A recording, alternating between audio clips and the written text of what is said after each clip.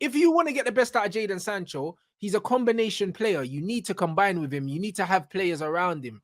Do you know what I mean? Like it doesn't. Same with Pogba. Pogba needs to combine. Pogba needs freedom to express himself. You don't have him playing with Fellaini and Matic, bruv. Like, you don't. Do you know what I'm saying? So, that was war like, crimes, bro, man. That was war Man crimes. United had all the gear and no idea. No idea. Do you know what I'm saying? Facts, you're right. And this is all it is. Do you know what I mean? Yeah. So, like, really and truly, yeah. Like, when I look at Sancho's skill set, yeah, his skill set is not of a winger, not a modern day winger. Do you know what I mean? He's very good on the ball. He's got great composure. He's good in tight spaces. Do you know what I mean? He plays with his head up, bro. Do you know what I'm saying? He likes to combine with people, give them goals and stuff like that. You don't associate that kind of football with wide players. Wide players traditionally like to take their men on, unless it's David Beckham. Do you know what I'm saying? They like to take their men on, go down the line, put crosses in. Sancho don't get down the line and put crosses in. He's a combination player. He should be playing in the middle. He should be playing in the middle. Do you know what I'm saying? All of his attributes scream number 10. All of them. Yeah. Do you know what I'm saying? Right. But we're forcing this winger thing, bro. He's not a winger in the modern game. He's not. Do you know what I'm saying? The thing is, so I don't think he has the output of a 10. That's the only problem for me. Yeah, but the thing is, yeah, when you look at Sancho's stats, yeah, in terms of how many shots he takes and how many goals he scored, if he was in the box more, he would score goals. His stats actually prove that. Yeah, his stats. Do you know what I'm saying? You're right on that one. If he's in the box, he scores. Yeah. When he's in the box, you're right. He's very composed, bro. Do you know what I mean? So the way to get more goals from Sancho is to put him in a position where he's in the box more. Same with Pogba. Pogba was amazing in the air. Why is Pogba not arriving on the end of crosses and stuff like that, bro? The guy's 6'3", 6'4". When you jump with him, he'll win it every time. Do you know what I mean? But why were we playing him so deep? I think the problem is, though, with Ten Hag, though, his whole philosophy is very, very much a mixture of everything.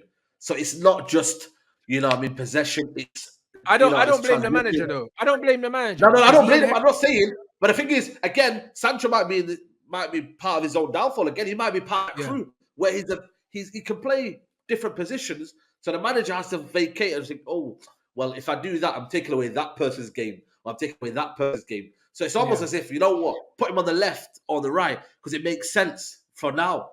So this is where I'm like, next season we need to find out where he's going to be. Listen, the manager inherited Jadon Sancho. I don't believe the manager buys Jadon Sancho yet. No, he doesn't. He doesn't, because Sancho doesn't fit to the pace and power kind of mode that the manager likes, bro. The manager likes Malacias. He likes tenacious players, do you know what I mean? That run around and put themselves about. That's what he likes, bro. Do you know what I mean? He brought in Sabitzer, who's another physical player. Weghorst, another runner, like puts himself about. That's what the manager likes. If you actually look at the pattern of the kind of players that he's bringing in, do you know what I mean? He likes Garnacho because he runs and puts himself about. The manager's made it very clear, that he likes players, that have a certain intensity about their game, innit? Do you know what I mean? More similar to a Klopp way of playing than a Pep way of playing, what the manager's trying to do. I think it's a mixture. I'm not the biggest fan of it. I'm not the biggest fan of it. However, like, I trust this manager and I think that he's the best manager that we can get, like in football, in philosophy. Like, I believe he's the best. That guy that came on my channel, big up, I think it's Ledu, he goes, what's the Ten Hag style of play? I said, it's a mixture of most things, but next season is where the next kind of, you have to maybe mold it into one. I feel like you have to it has to be a bit more distinctive next season. But that will come with better players, though. And that will come with better quality of players as well. And getting rid of the players that maybe are backups, that when you put them into the squad, they change your style. Like, you can't do that. Guardiola, he brings on a player from the bench, he comes into the squad, it's almost as if nothing's changed. So it has to go like that. Yeah, but like, for instance, man said his Ajax team wasn't pace and power, but you have to understand the demands of the Premier League are very different. He can't manage a team. He can't manage a team that plays a certain way in Holland, in the Eredivisie, in the Premier League. It wouldn't work because the intensity of the game would overtake it. Do you know what I mean? So the manager is paying respect to the style of play that has to be played in this league in order to be successful, and he's adapted his philosophy to that. So he understands that you need physical players, tenacious players, You have to outwork your opponent most of the time in order to be successful in the Premier League. So what the manager has done is he's adapted. Do you know what I'm saying? Like Pep came in, yeah, and done his own thing because he can do his own thing. Because Pep also inherited Vincent Company. He also inherited David Silva. He also inherited Kevin De Bruyne. Do you know what I'm saying? Bro, Like what did he inherit, man? Bro, yeah, McTominay and Fred, them, bruv, man. Come on, that's what man. I mean. Different levels, man. He inherited players that you don't need coaching. You don't need you know what I mean? Like micromanagement, bro. That man could ball out anywhere. The only one that he couldn't get, he had problems with was Yaya Toure because he was like, yo, listen, I ain't doing what you're telling me to do. I want to do Sure. box to box. You know what I mean, bro? He wanted to do that PMP that the other managers were giving him that license to. So I think you're right, man. That man even had Nolito. He brought in Nolito for a season. He was experimenting, man. Like Ten Hag, this is why for me this season I want to see better players come in. I don't want to see some next mediocre ballers, but I want to see proper players that you know what they're about in it. You feel me?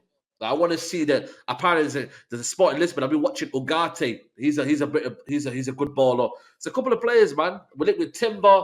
You know, we want to see a new style, a new wave next season where we've got possession and away from home we can actually play out from the back with comfort as well and ease. You feel me, bro? Yeah. No, So 100%. next season will come, man. This is the first season, bro. This is why I told the guy yesterday. Just I relax. think we're gonna be all right. But do you know what I mean? The first step in us improving is understanding, yeah, the squad we have, the football we want to play, and where we're gonna Yes. go. And we will find that out in the summer, depending on who the manager keeps and who the manager brings in. Only then will we know how to identify a Ten Hag game of football. Until then, it's all speculation, bruv. Do you know what I mean? Facts. It's all speculation. We don't know. We don't know Fact. what Ten Hag football really is at the moment because he's playing a hybrid of things because he's inherited players that are not his and that he wouldn't buy if you gave him. Bruv, he wouldn't take them if you offered them for free. A lot of these players. I'll be real. Yo. He wouldn't take That's so them. true, you know. That's so true, you know. Some of the players that he kind of would, you know, he wouldn't do that, bro. I'm not lying to you. That some of the players that would be bought, like I don't think he would have them in the squad. I generally don't. No But way. he's almost having to kind of like say, you know what, I might have to do this and I might have to do that. Like I'm gonna have to mold them in for one season. And every single player he talks about, next season I'm gonna find out if he talks about the same way. Because say now De Gea, say now maybe Bruno, everyone who the fan base is still split on, we're gonna find out really and truly whether they're part of his plans next season.